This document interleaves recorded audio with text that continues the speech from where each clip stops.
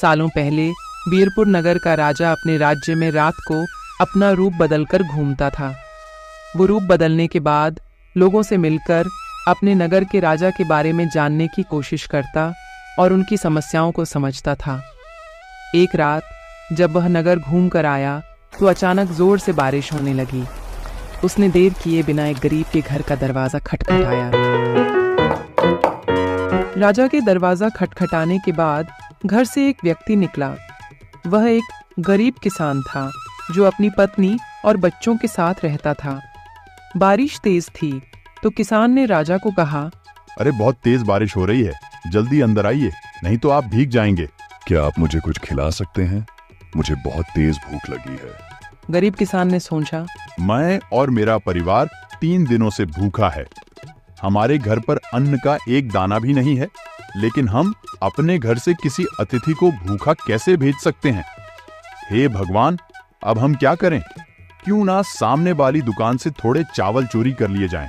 उसने सिर्फ अतिथि के लिए ही 2 मुट्ठी चावल चुराया था और उसे पकाकर राजा को खिला दिया। तब तक बारिश रुक गई थी और राजा अपने घर चला गया।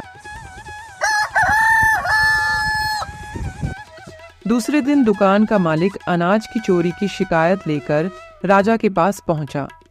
राजा ने दुकान के मालिक और उस गरीब किसान को अपनी सभा में प्रस्तुत होने का आदेश दिया।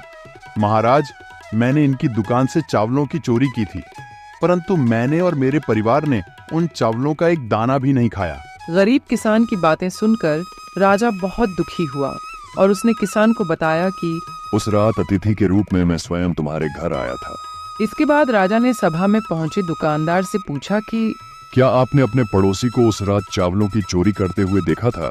हाँ महाराज, मैंने इसे रात में चोरी करते हुए देखा था। इस चोरी के लिए मैं पहले जिम्मेदार हूँ और फिर दूसरा तुम हो, क्योंकि तुमने अपने पड़ोसी को अनाज की चोरी करते हुए देखा, मगर कभी उसके भूखे परिवार को नहीं देखा। तुम अपने पड़ोसी होने का धर्म बिल्कुल निभा नहीं पाए। इतना कहने के बाद राजा ने दुकानदार को सभा से जाने के लिए कह दिया और किसान की अतिथि निष्ठा भाव को देखकर उसे 1000 सोने के सिक्के इनाम के रूप में दे दिया।